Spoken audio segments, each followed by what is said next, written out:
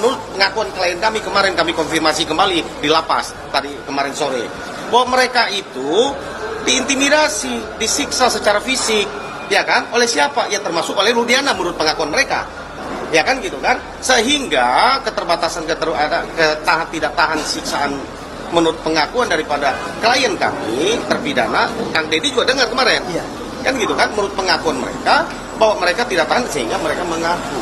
Kami selaku kuasa hukum dari 5 orang terpidana saat ini, sejak dari awal kami ditunjuk sebagai lawyer mereka, sudah merasakan ada ketidakbenaran dalam proses penanganan perkara. Itu kami lihat secara faktual ketika 5 tersangka ini berada di Polda Jabar dalam kondisi fisik mereka yang penuh dengan luka-luka. Artinya, ada perbuatan yang dilakukan oleh penyidik terdahulu di Polresta Cirebon terhadap mereka, dan itu besar kemungkinan dilakukan oleh ayah daripada korban, yaitu Rudiana. Waktu itu pernah sekali, tapi penyiksaannya setiap hari, bentuknya berbeda-beda setiap hari. Oleh karena itu Saka pada waktu itu mengikuti apa yang mereka mau. Iya, karena udah nggak kuat lagi sama siksaan itu.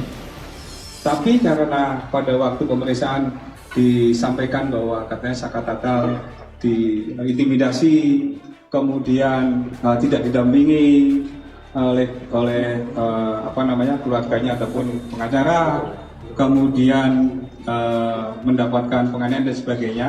Ini sebagai gambaran ada foto.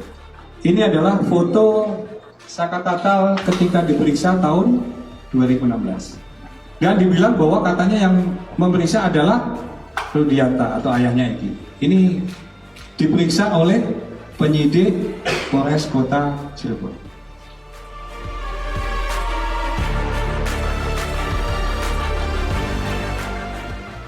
Mantan Bupati Purwakarta Deddy Mulyadi membongkar borok Ibtu Rudiana saat datang menemui terpidana kasus Vina Cirebon di Rutan Kebonwaru, Bandung. Berdasarkan hasil pertemuan dengan terpidana kasus Vina Cirebon, Deddy Mulyadi menemukan hal unik, salah satunya peran Ibtu Rudiana.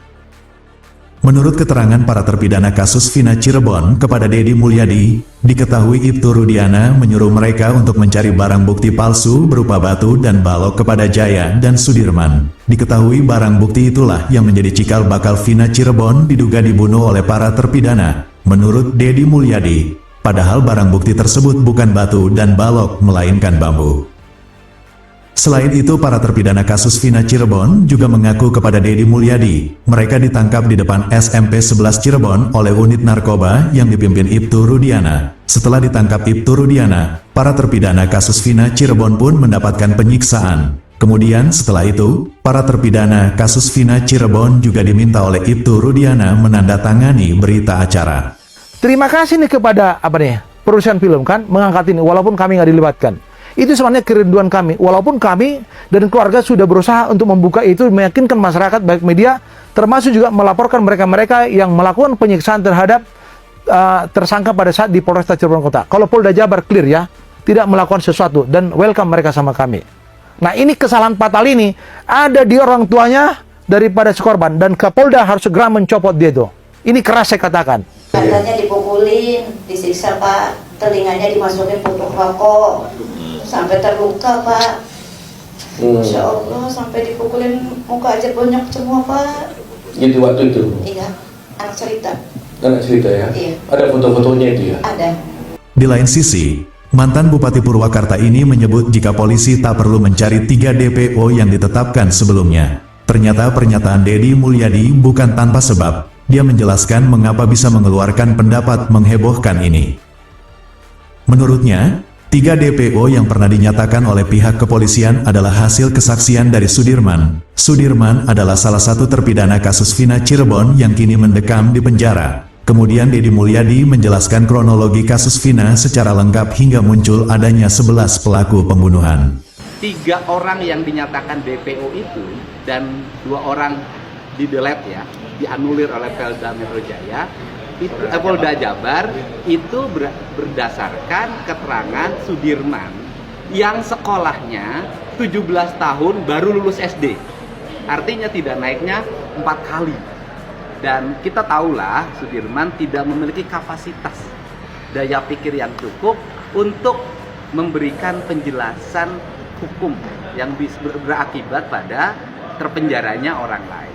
Pertama, bahwa skenario pelaku pembunuhan dan pemerkosaan yang berjumlah 11 orang itu berawal dari kesurupannya Linda, yang pada akhirnya direkam oleh kakaknya Vina dan disampaikan kepada Pak Rudiana. Jelas Dedi Mulyadi. Dedi melanjutkan jika 11 tersangka itu adalah asumsi dari Ibtu Rudiana, sehingga Pak Rudiana memiliki asumsi bahwa anaknya dan Vina dibunuh oleh 11 orang. Katanya, dampaknya ada penangkapan 8 orang yang kini sudah ditetapkan sebagai tersangka pembunuhan Vina Cirebon, termasuk Saka Tatal yang sudah bebas karena usianya di bawah umur. Dari pernyataan Dedi Mulyadi ini, banyak netizen yang berharap pelaku pembunuh Vina sebenarnya bisa ditangkap.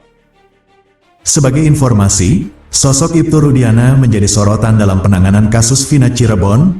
Ibtu Rudiana diduga melakukan pelanggaran prosedural saat penangkapan terpidana kasus Vina Cirebon. Meski diduga melakukan pelanggaran, Propam Polri menyatakan Ibtu Rudiana tidak melanggar kode etik Polri. Mengajak pada semua, kita ini sekolah, rata-rata S1, S2, dan S3, bahkan mungkin banyak yang profesor. Kita ini hari ini terkecoh oleh satu orang yang kesurupan, namanya Linda. Kemudian Linda direkam oleh Ibu Vina, kakaknya Vina. Kemudian diserahkan ke Ibtu Rudiana. Linda itulah yang menyampaikan bahwa ada pemerkosaan dan pembunuhan oleh 11 orang. Saya katakan sekali lagi, saya meyakini bahwa mereka tidak bersalah. Saya sudah sampai pada kesimpulan, saya meyakini mereka tidak bersalah. Kenapa saya tampil di sini? Karena saya ingin membela yang tidak bersalah, memberikan ruang dan jalan agar mereka terbebas. Tidak boleh negara ini menghukum orang yang tidak bersalah.